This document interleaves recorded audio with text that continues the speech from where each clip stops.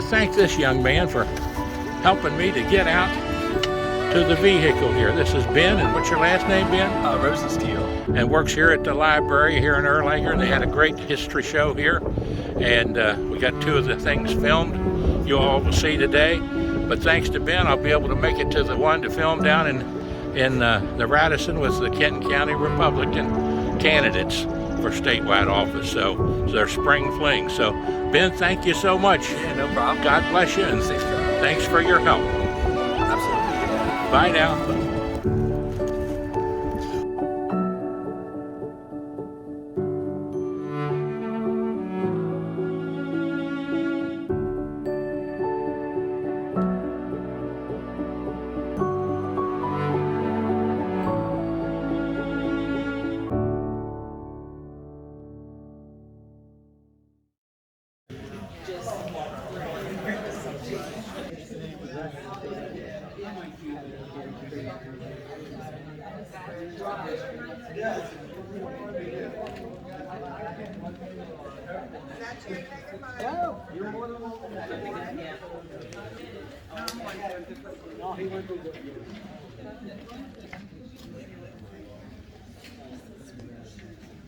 Okay, we've got about a minute till we start.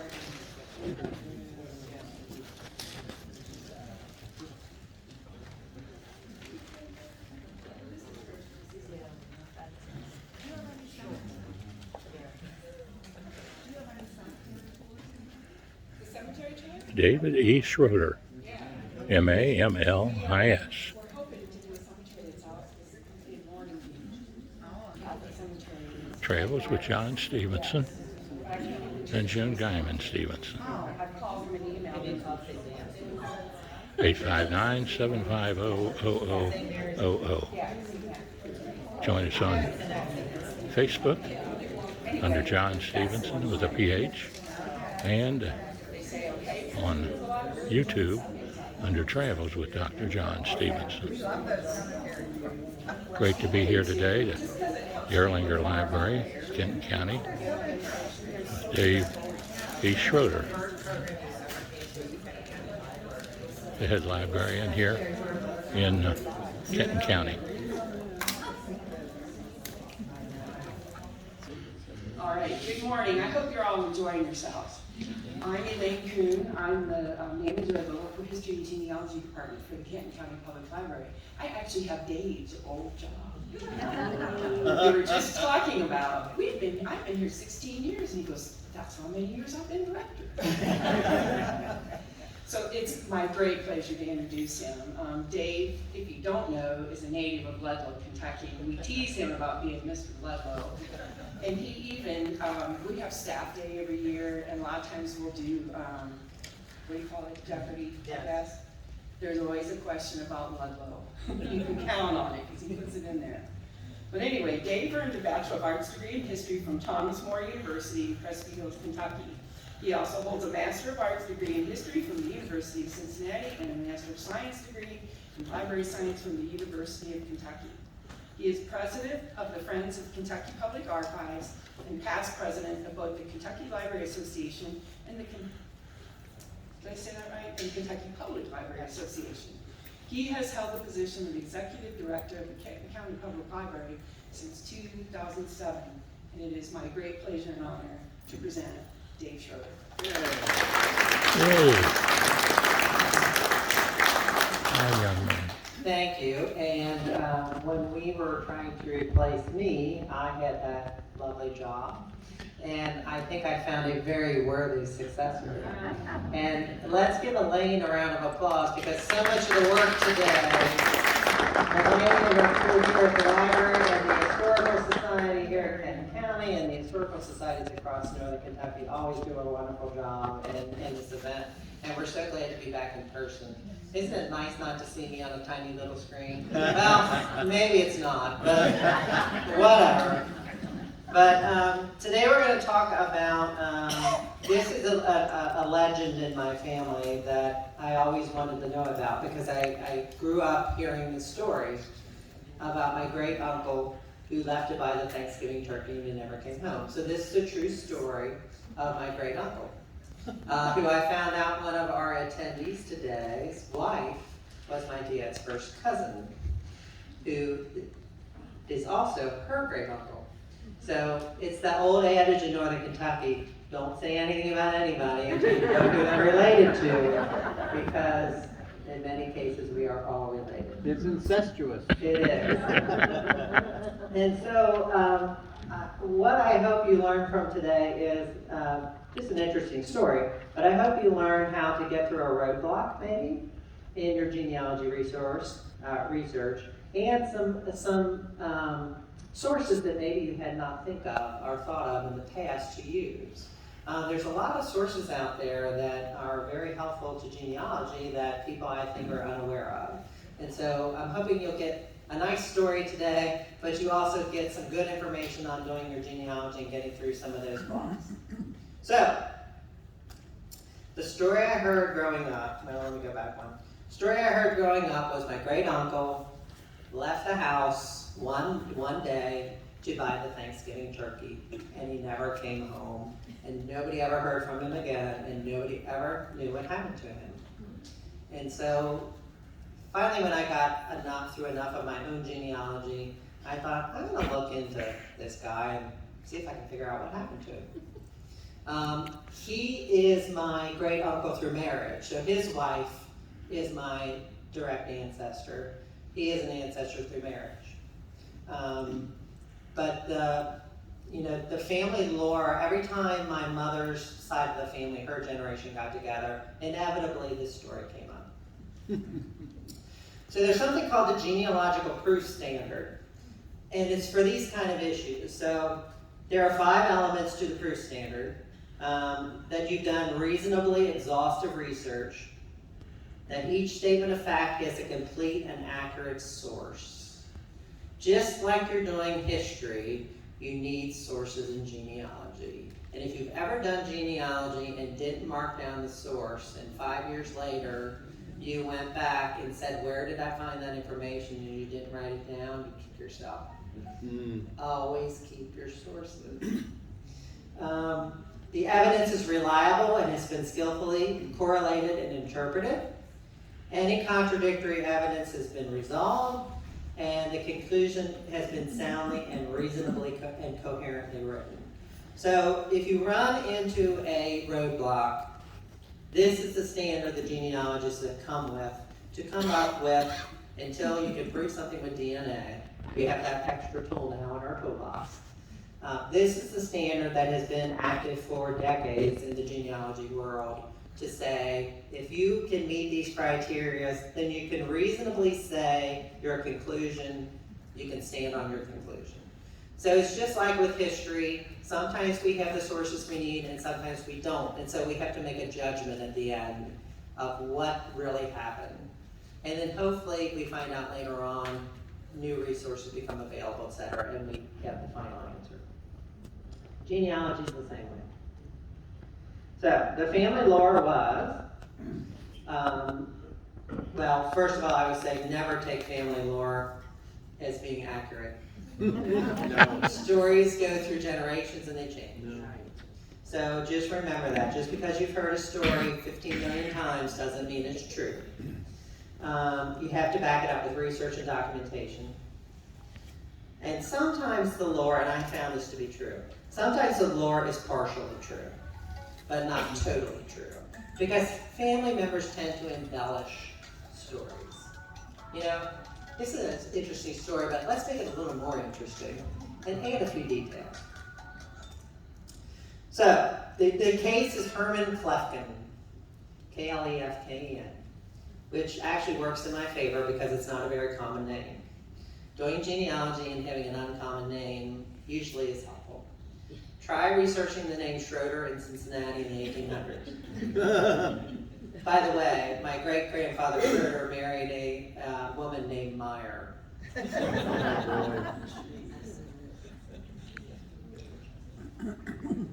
And I know more about the Meyers than I do about the Schroeders. But anyway, so the story is that he left to buy the Thanksgiving turkey from his Covington home, and he was never seen again. 5 years earlier, his wife Henrietta, Now, Henrietta is my direct descendant. She's my grandfather's sister. She was the oldest in the family, and my grandfather was the youngest. She had given birth to their 6th child, and he was the only son. His name is James Herman Clefkin, and the family called him Herman. Herman died as an infant, or as a young child, was the story. And the story was that his father was never the same after that. He could not accept the death of his son. His wife was beyond childbearing years by that time, and so more than likely, that was the end of the line for him. And so there were no specific dates attached to this story. Nobody talked about when this happened. Nobody really had any great details, but they loved to tell the story. Henrietta, the wife, lived well into her 80s.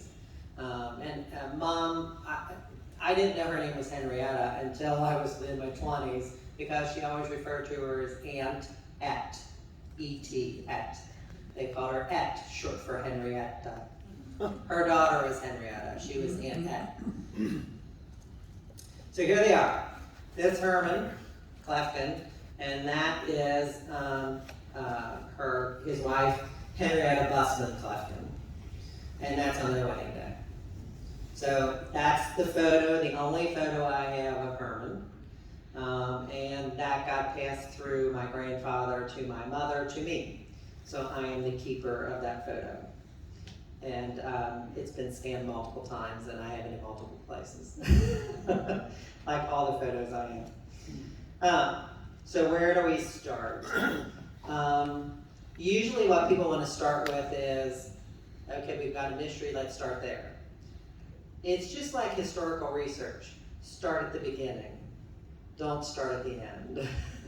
And so I started looking at where do we start? So birth certificates, baptismal certificates, marriage certificates, civil records, church marriage certificates, other vital statistics. So I started collecting information on Herman and Henrietta. Let's get the background together before we move forward. Let's know what we're dealing with. So the 1930 census, Herman is the head of the household. He was born circa 1882 in Kentucky. They're living at East 18th Street, so the Austinburg area of Covington. Henrietta is his wife, so they were married by this time. She was born in 1882 in Kentucky. From other records, I knew that was in Covington. She was baptized in Covington because I knew that from previous research. They had 6 children in the household, including James Herman Clefkin, that child. So I knew he did have one son who was born in 1927. So that part of the story, the basic facts of the story, Herman, Henrietta, 5 daughters, 1 son, all pans out according to the census. There is nothing available for review what am I saying here? There is none available for, birth certificates. There is none available for review in Kentucky for Herman Clefkin. Why? 1882, there is no birth certificate yet. Everybody thinks that birth certificates go back to the beginning of time. Civil birth records in particular start in Kentucky statewide in 1911. And if you think that's late, they started in Ohio in 1909. So Kentucky was not, behind in any way, shape, or form. So you have to start looking and using other records. Fortunately, the 4 big cities in Kentucky in the 1880s started keeping birth certificates. Louisville, in the 1880s, what was the second biggest city in Kentucky? Lexington. Everybody thinks it's Lexington. It wasn't. Covington. Lexington. The 4th biggest was Newport. Those 4 cities in the mid to late 1880s, depending on the city, started keeping their own birth certificates. And then in 1911, switched over to the state. Herman was just a little bit before that, so we don't have any specific birth certificate on him. At least the state birth certificate. So Covington birth certificates. How do I know this? Because what I just told you. So you need to know what records are available. And that's where librarians come in, and genealogists come in, because so many of us have been doing this for so long that we can tell you. There's a handy little guide at the library in Covington that tells you all the birth, marriage, and death certificates that exist in Kentucky by year.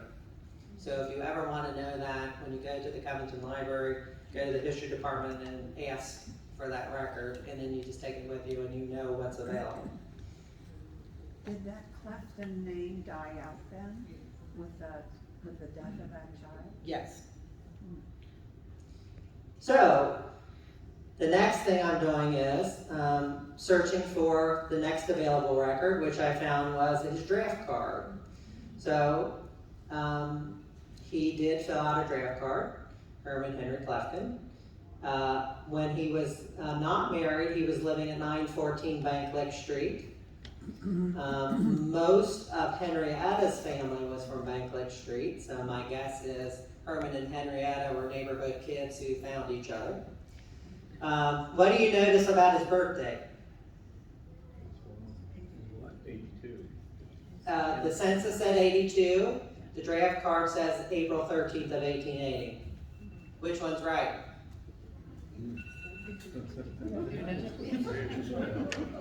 Keep looking. Keep looking is the right answer. My original thought from doing this for years is this record is probably more correct because he filled this record out himself. The census record was taken by whoever was at home at the time. So his mother could have filled out the record and said, he was born around 1880. And she filled it out and said 1880. Whoever filled out the census record said 1880. The other thing we get off of this record, though, that is interesting with these draft cards are you get a bit of a physical description. So you'll see at the top the color of his eyes and the color of his hair, his build, and so you see those kinds of information and details, which will come into play a little bit later.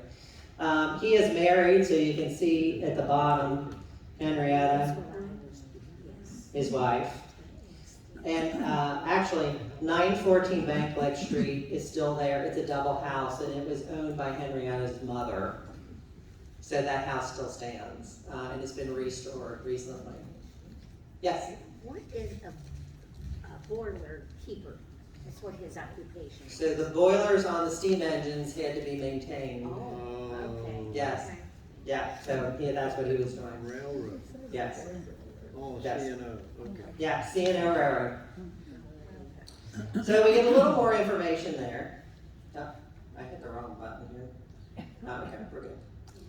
So, did Herman and Henrietta have a son? Did they have a son who died? We know we had a son, right? We found it in the census. So, civil birth records, it exists, but I can't see it. Why can't I see the birth certificate? Remember, he was 3 years old in 1930, so he was born in 1927. Why can't I see the birth certificate? Birth certificates in Kentucky are closed for 100 years for privacy. 100 years? Oh, gosh, I didn't know that. Yes. Still? Yes. That's kind of weird. Still. So we will get microfilm 100 years for that year. And they'll go online 100 years after that. Why so long? It's to protect that person's, personal information, and they expect that people could live possibly 100 years, and so that number was chosen. Yes, I know. And this is typical across the country. This is not something very specific to Kentucky. Really? And so, So what was the year that began? The beginning of the 100-year? I don't know what year that statute was passed. The original birth certificates were not open to the public at all. And then they decided that they needed to make them public some way, shape, or form, but I'm not exactly sure when that happened. So if you can prove you're a direct descendant of that individual, then you can write a letter, you have to provide evidence, you have to provide proof to get a record. Well, I'm not a direct descendant of this child because he's a distant cousin, he's not in my direct line. Wow. So I couldn't request his a civil birth certificate for him. I could, but I would have been turned down. Now, census records are every 50 years, right? They're released every 72 years. 72 Yes. years? Because at that time, that was the average length, when they passed that statute, that was Oh the my average God. length someone lived. But what It's could very you, random, 72. yeah, what could you learn from a birth certificate that you couldn't learn from a census record? Well, sometimes they contradict each other, and birth records tend to have more information on them than the census They record. do, okay. Yes. So, any ideas where else I should look? If I can't find a civil birth record, what's my next option, do you think? Church records. Church record. Church records, yeah. My family is Catholic. I know my great-grandmother, Henrietta's mother was Catholic. I know the Clefkin family was Catholic. We have almost all the Catholic church records on microfilm at the library in Covington. So, can't get to the civil records, go to church records. We have about 30 Catholic church records, sets of Catholic church records on file at the Covington Library, and about 30 Protestant church records on file across northern Kentucky. So, if you're ever looking for Protestant or Catholic church records, go onto our webpage and you can look and see which ones we have and what dates. They're wonderful records, especially since they almost always predate the civil record. So, like I say, never underestimate church records. We have those records. I looked in the index for St. Aloysius Church. We have indexed many of these records line by line, which is great. Kathleen, who's sitting in the front row, did some indexing for us along the way, I believe. We were able to find Herman Clefkin at St. Aloysius Church on the west side, which matches close to where they were living. Herman Clefkin and Henrietta Busman of Covington were married on the 31st of January 1906. We also found their civil marriage record as well. These church records in particular were a mixture of Latin and German. That can cause a little issue. If you have a good guide, and there are online on the Family Search website, you can download them for free. There's one for Latin, there's one for German, there's one for many other languages. They give you the general words you're looking for, so born. In German, geboren.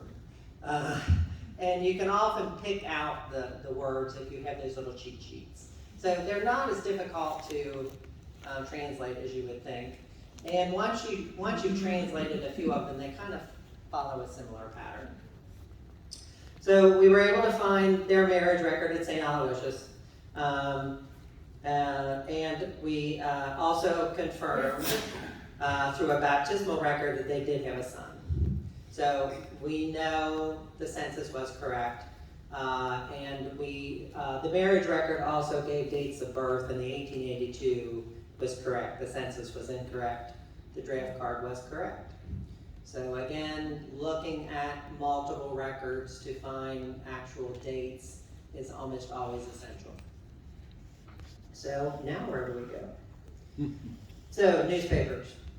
One of the most underrated genealogy records, I think, in general. People want those official records. They want the state record. They want the church record. We forget constantly that newspapers covered all kinds of events. And we've been indexing newspapers at the library in Covington since the 1970s. We have quit actually indexing newspapers at this point because we have bought the entire Kentucky Post run in full text. So not only we don't have to index it, you can type in by keyword and it will pull up the article. So this article I pulled up on our computer you have to have a Kenton County Library card. If you live in Greater Cincinnati, you can get one. I pulled this up on my screen. You use the cut and paste It has a cut and paste feature. I cut this out, pasted it into a document, and now I have it. The only thing I remind you to do, so when I cut this out into a record, at the bottom I put Kentucky Post, whatever the date was, and the page. Right, Because this little clipping means nothing if you don't have the date. right. But it says there's an angel mass sung Friday, 7:30 a.m. for James Herman Clefkin, 2.5-month son of Herman Clefkin and his wife, 1126 Bank Lake Street, Covington, at Mother of God Church. Burial will be in St. John Cemetery. The child died Wednesday. What does this tell us? What? He died, but what's going on here? There are two James Herman Klepkers. There were two sons, Yes, not one. and, yes, and Yes. they named the second one the same. After the day. first one. Oh, boy. So again, there's another layer of the story here working out. So again, the family story about him being depressed and severe depression over losing a son is true, but there's a little more to the story because it was probably more than one. So the newspaper gives us definite evidence, and it gave me the information that this child is 2.5 months, and it's 1927. So remember there was that other James Clefkin that came in 1930? So he's actually after this one. And you think you have a child with the same name that nobody would name a child the same name. They do. And actually, if you've done your genealogy, a lot of times they will name the child the exact same name as a child that was lost. And today you would think that would be a kind of a strange memory, that every time you looked at that child, you would remember the other one. But it was a memorialization almost of that lost child. And so, and the death of children today, we see much differently than the death of the children at this time, because children died much more frequently in those days. You know, we didn't have antibiotics. You know, antibiotics is like one of the best inventions ever. I mean, think of how many people have survived very minor things because of antibiotics that in the 1930s they died from. You know, it was, if your body couldn't fight it off, then you died. And children's bodies, 1918 flu, nobody knew Yes. anything about it. Absolutely. So, you know, another layer to the story. That's what makes genealogy interesting, I think.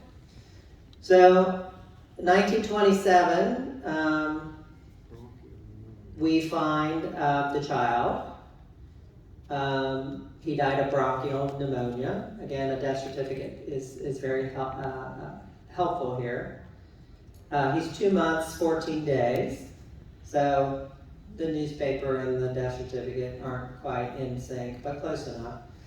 We know we have the right one because we have father's name, mother's name. Everything matches up. He's buried at St. John Cemetery. We also have St. John Cemetery records scanned and online at the library. So that was another place to double check. Now, the question about these records, Yes. are these privatized for a long period of time too? 100 years. Those are too, as is the birth certificate. Yes. I'll be darned. This one actually was mistakenly downloaded, and I grabbed it before.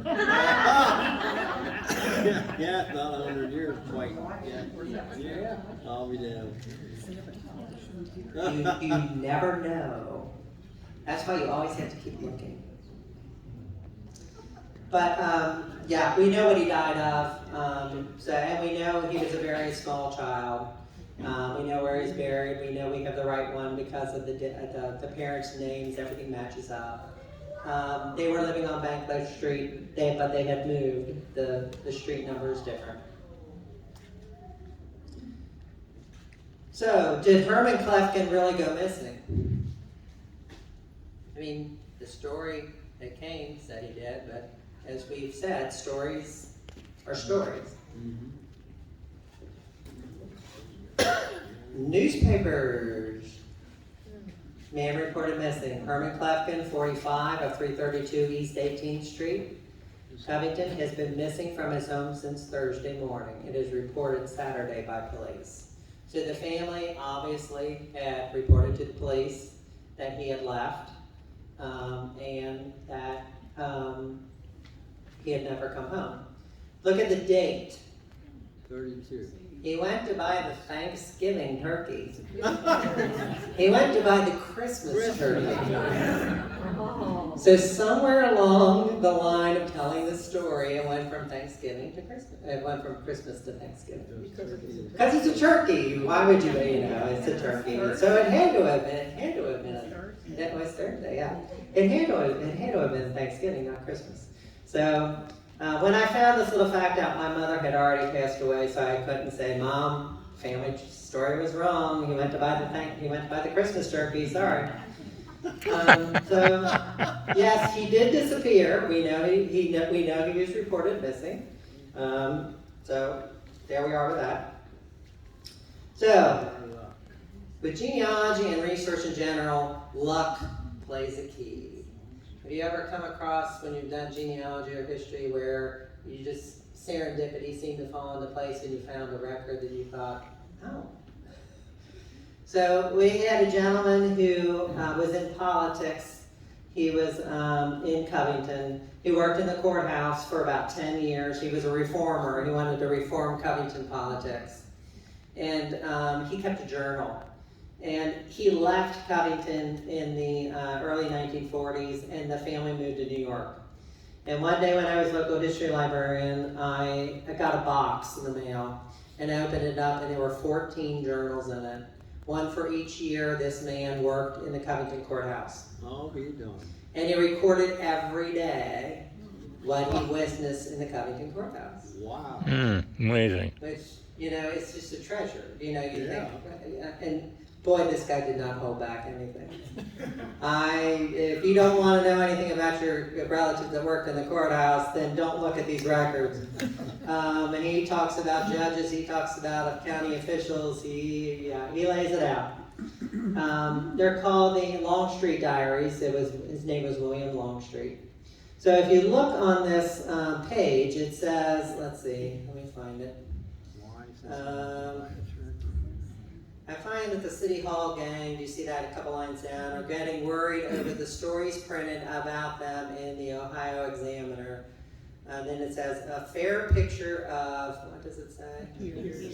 Appears in the Kentucky Post today of Herman Klefkin, who has been missing for more than 2 weeks.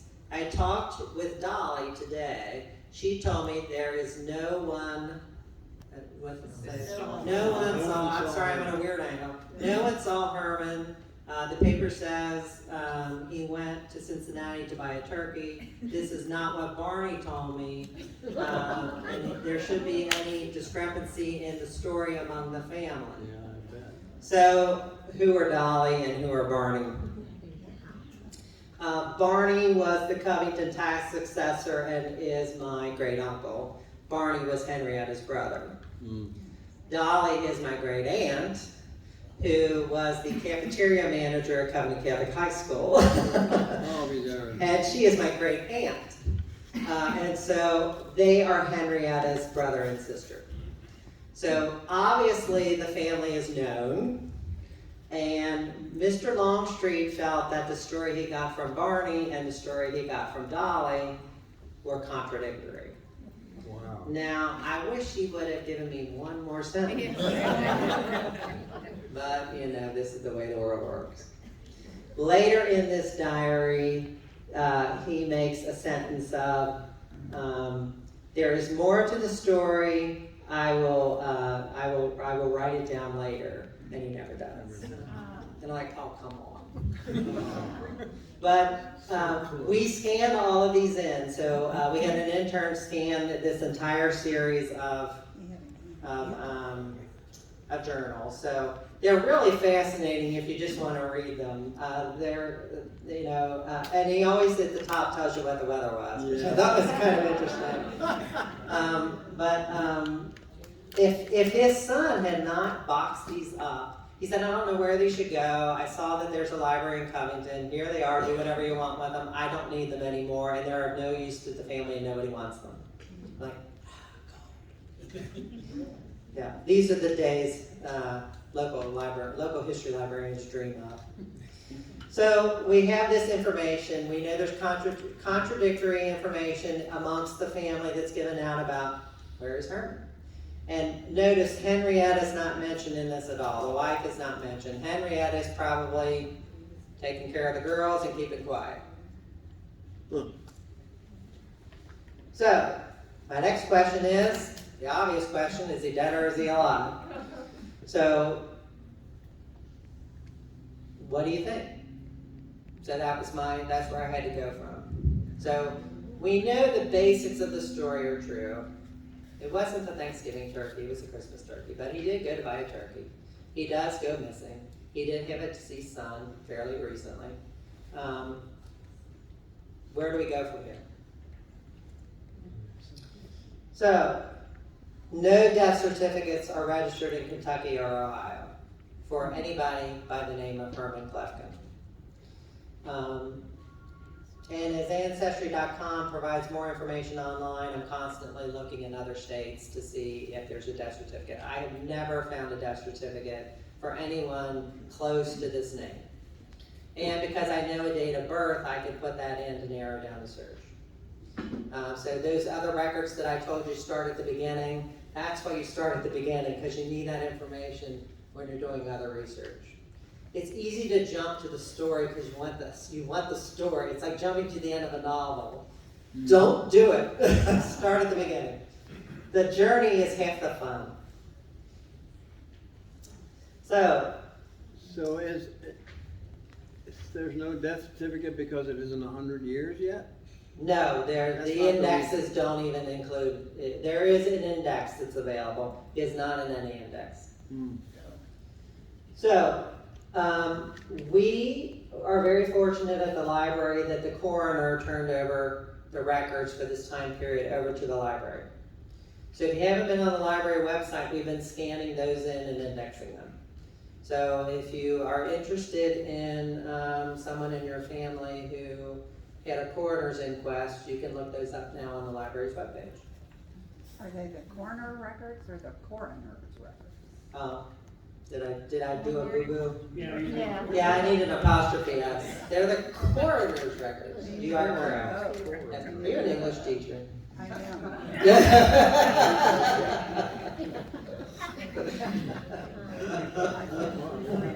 Yes, I need a proofreader, obviously. So we are fortunate to have those records. So there's nobody in those records for that time period anywhere near that name. I went page by page. There are no unidentified bodies during that time period that are anywhere that match him at all. I found one body that was found in the river during that time period. Remember that draft card I gave you that gave a description of him? It wasn't him. I had the physical description from that draft card. So you know, all of these records tie themselves together, and you never know when one is going to be helpful to you. So don't just overlook those thinking they don't mean anything, because you never know when you can go back to them and actually help. So I even looked into Louisville to see if maybe, river currents, etc. I will tell you, as growing up in Ludlow, the people who jump tend to end up at the foot of Adela Street in Ludlow. It's the general current of the river. I have seen so many ambulances at the foot of Adela Street in my lifetime that I'm like, yeah. So, when the body's in the water, lots of things can happen. So I have never been able to find any kind of coroner's records from the region that identify anyone close to him. There was no effort to keep a secret because he wasn't recorded by his name either. And no one close to his description appears in any of these cards. And again, remember the draft registration card. So the census, do you all remember looking on the census records years ago when you had to use the Soundex books and then you had to go to the microfilm and you had to do all that fun stuff? I still miss doing that sometimes, actually. But having Ancestry and having Family Search and having other organizations put all of those records online has been so helpful because you can search by keyword and you can, find things. I will say this, and we do this all the time at the library. Everybody goes to Ancestry because they're the big dog in the genealogy world, right? Well, Ancestry's records and Heritage Quest's online census records and Family Search online census records had different sets of indexers. And in the old days, they actually, in my time when I started at the library, I was indexing newspapers by hand with a pencil and little cards.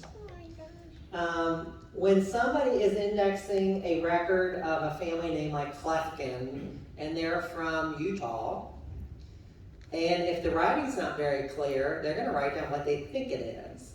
If I'm doing the index in Northern Kentucky, I know that name and I know it's Clefkin. So I do it correctly. They do it correctly as they see it. So always play those census records. If you don't find them in Ancestry, try Heritage Quest, because the indexer there may have been one indexer that got lucky and got it right, and there's one that didn't. So don't just say because you didn't find it in Ancestry, it doesn't exist. Try some other sources, and there's a lot of records out there that have been indexed, not even in the United States.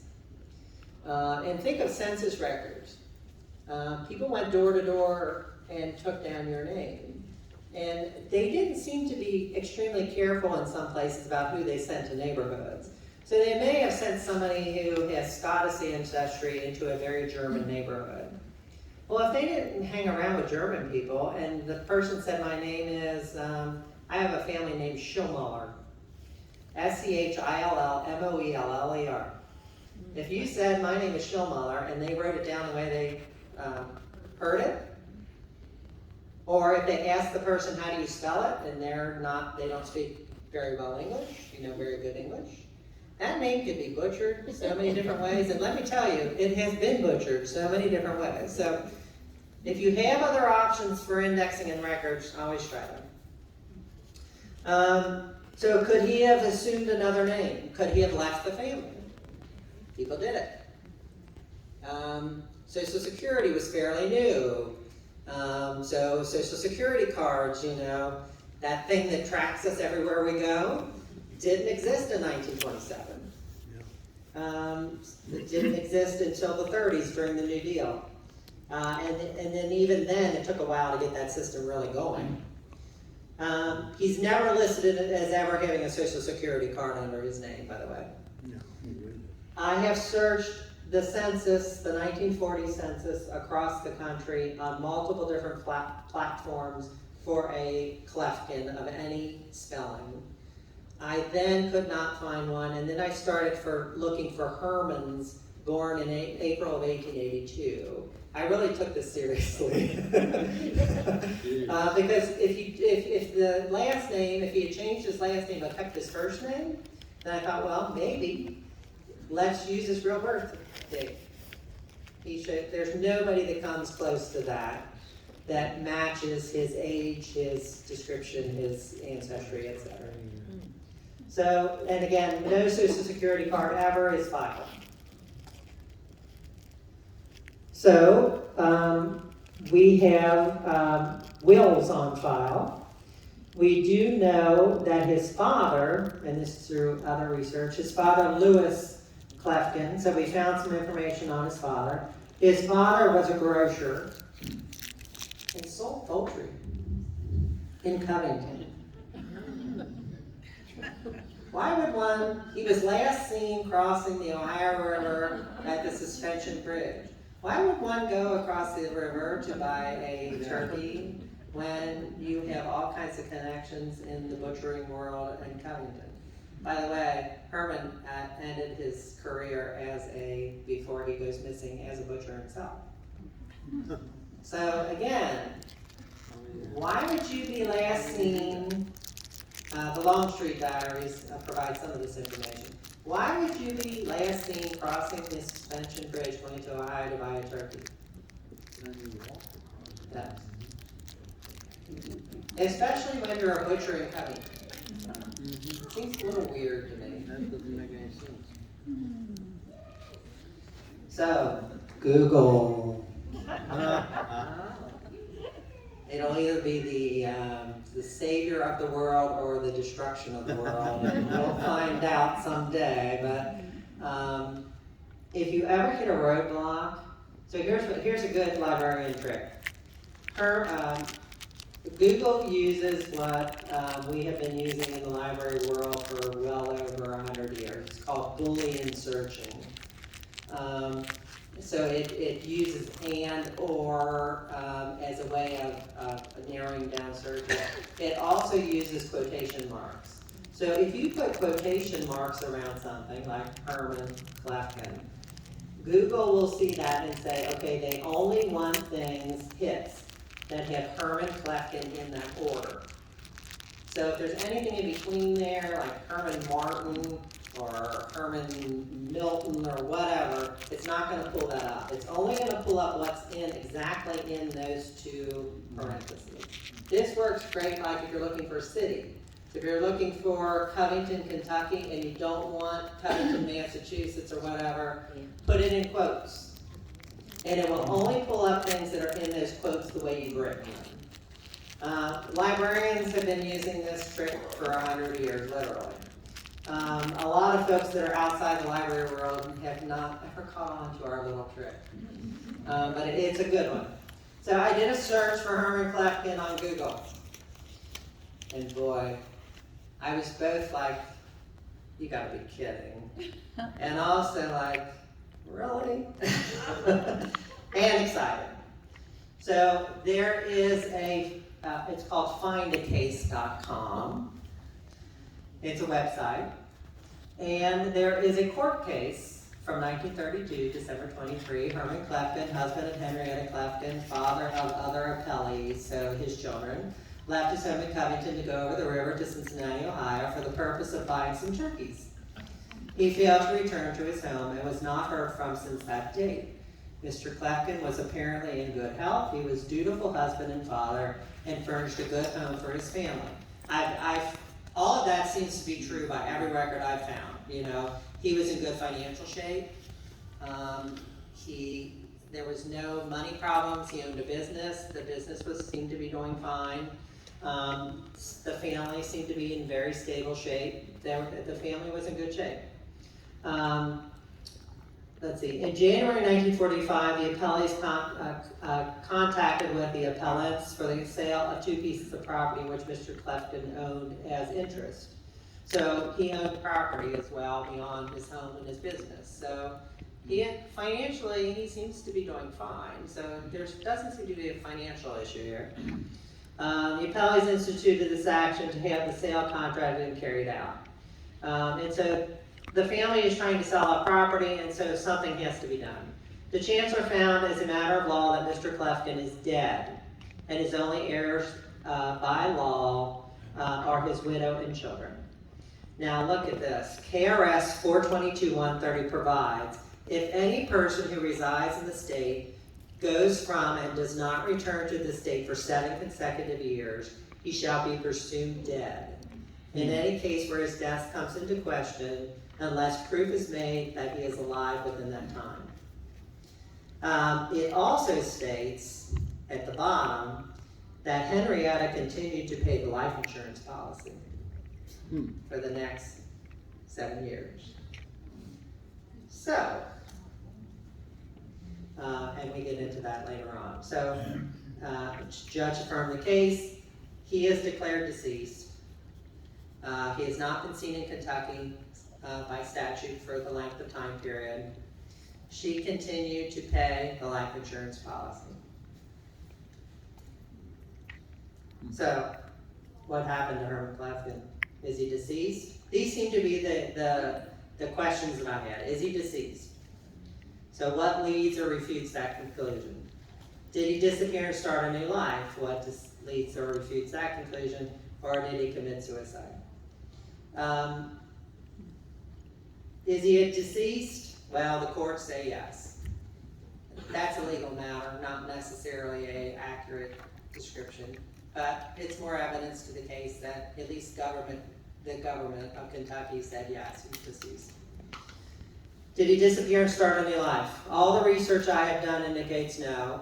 I can't guarantee that, but there's no evidence that indicates he does. Did he commit suicide? There's no body. But if you jump off the suspension bridge in the 1920s, 1930s, it would probably not be unlikely that bodies were never found. So, remember that genealogical proof standard? Did I do reasonably exhaustive research did I conduct reasonably exhaustive research? What do you think? Oh, yeah. Yes. Oh, yeah. Did each statement of fact have complete and accurate source citation? The evidence is reliable and has been skillfully correlated and interpreted. Well, you have to interpret whether I skillfully did anything, but just give me the benefit of the doubt. Is there any contradictory evidence that has not been resolved or that is still hanging out there? So what is the most sound conclusion based on what we have? So, I wish I could tell you I solved this roadblock. I can't. Totally. I will tell you my theory. My theory is he was depressed from the loss of his son. The family indicated that throughout the stories. We do know that the son passed away as a small infant. We are fairly clear that he did not start over, or there's no evidence that he started over. He does not appear in any official records ever again by his given name. And so my conclusion, using the genealogical proof standard, is that he ended his life, probably due to severe depression. Now, the good part of the story, because, I don't want to leave you on this downer.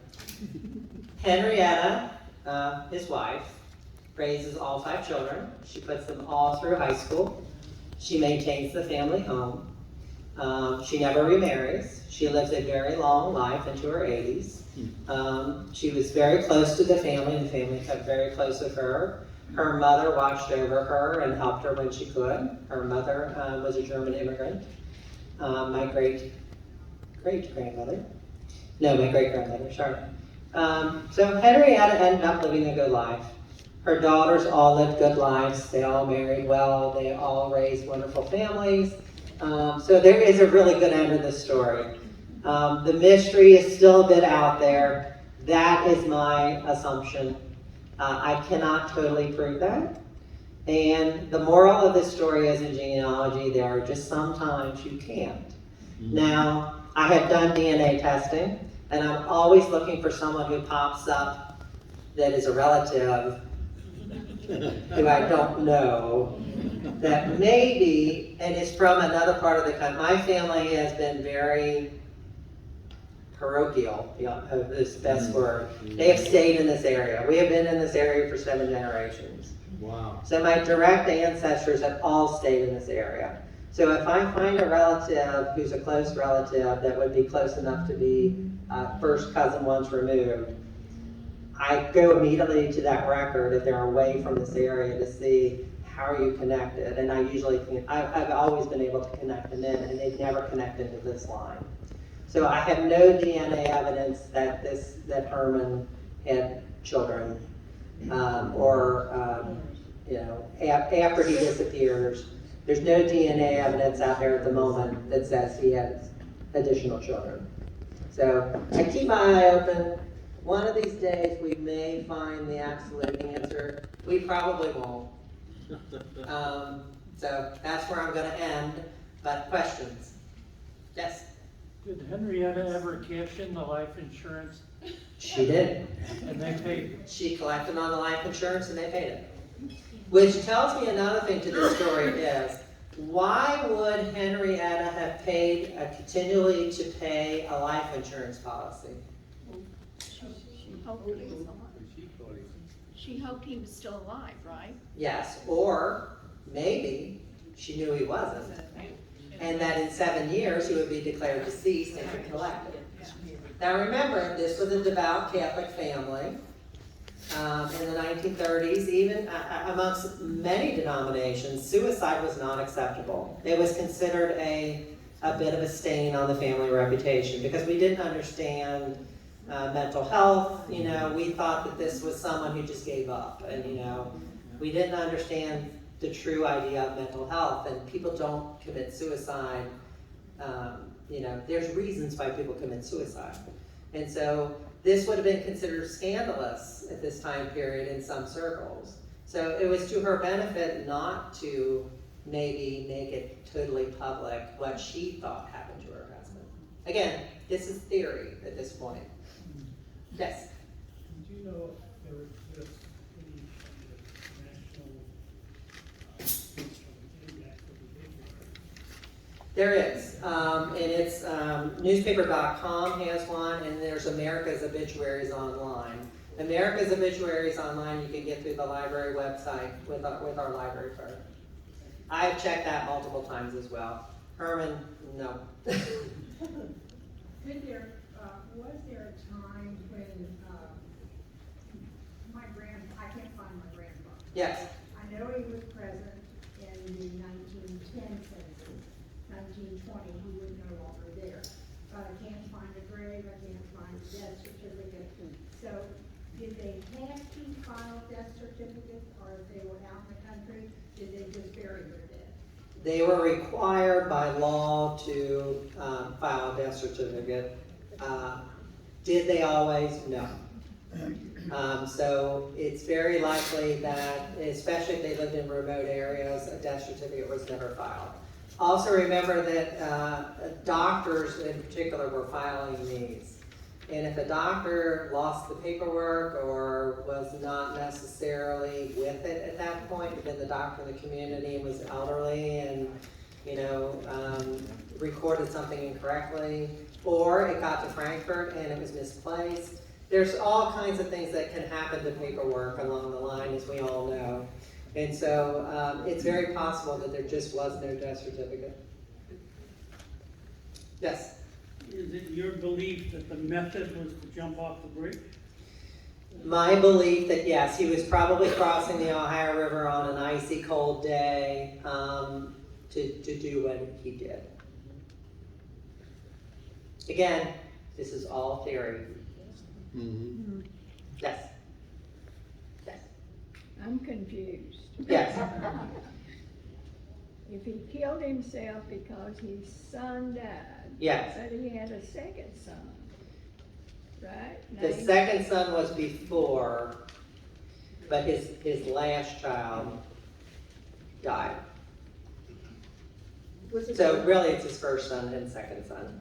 Sorry, I'm getting them flipped. But the infant child died 2.5 weeks after birth, give or take. So did two sons die? Yes, Okay. Okay. With the same name. yes, yes. Well, but another reason why she probably continued to pay the insurance premiums was if you commit suicide, your insurance goes away. Yes. It is not payable. Correct. Oh. Yeah. Uh-huh.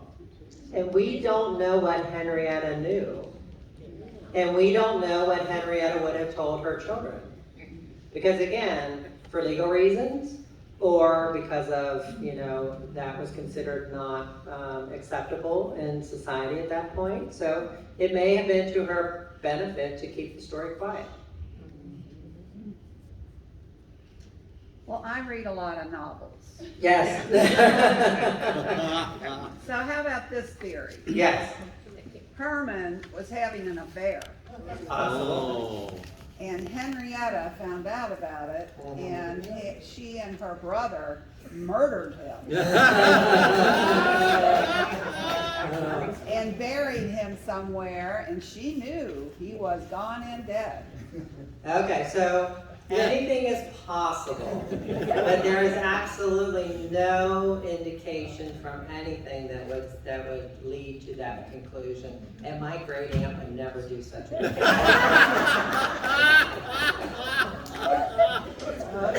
But I get what you're saying, and there's all kinds of theories out there, but we have to do what I just walked you through. So unless you can meet those standards, you can't even say that that is a possibility. See where I'm getting at? I can't say it. Yeah. Yes. To support the conclusion, Yes. Christmas time would be when we would be. Correct. If you had lost a child, Christmas time would be, for many people, Christmas time is a very sad time when you've lost a loved one. Absolutely. Yes. I was just wondering how Henrietta supported herself with all those girls, husband gone. She did do some work, and she had her mother, and she had the life insurance eventually. So she pieced things together, and she had property, yes. Which again leads to the fact that there was probably not financial issues. Yeah, I know my wife is.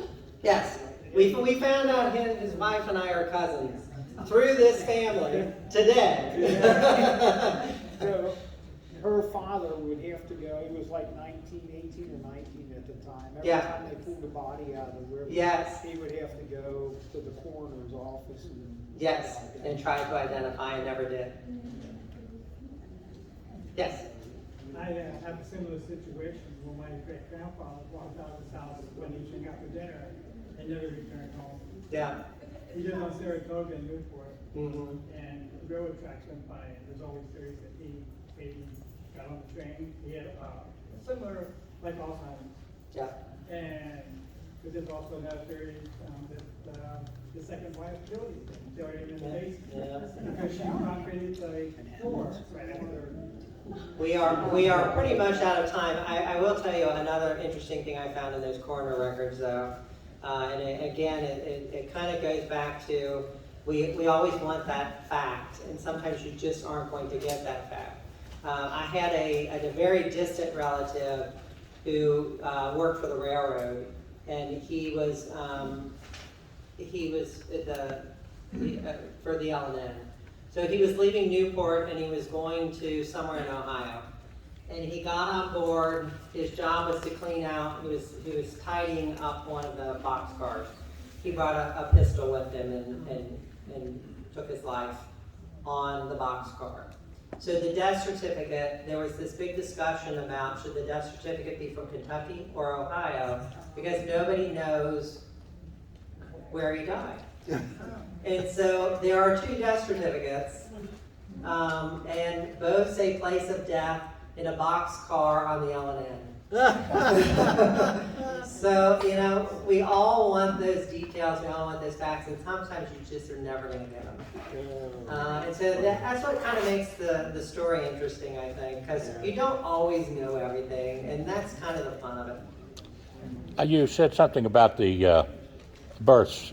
Yes. The Catholic Church Yes. keeps records of births. Yes. I'm involved in a case right now that goes back probably 20 years. Yeah.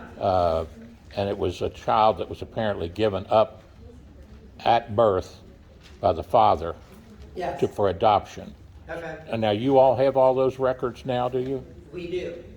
That's interesting. Yes. Because all of a sudden, in a death of a gentleman I took care of for 8 years, there's been a teenager that's brought up all of a sudden as a daughter or granddaughter of this gentleman that just died, but no proof, just that she's saying that she was, or somebody's saying for her, that's interested in the probate. And so I thought, well, at the time they did this, they didn't realize he did have a brother. Yeah. So there could still be a DNA look. Yeah. But you all have those records. That's interesting to find that out. I thank you. We have most of the Northern Kentucky Parish's baptismal records on microfilm. Thank you. You're welcome. Thank you, Laura.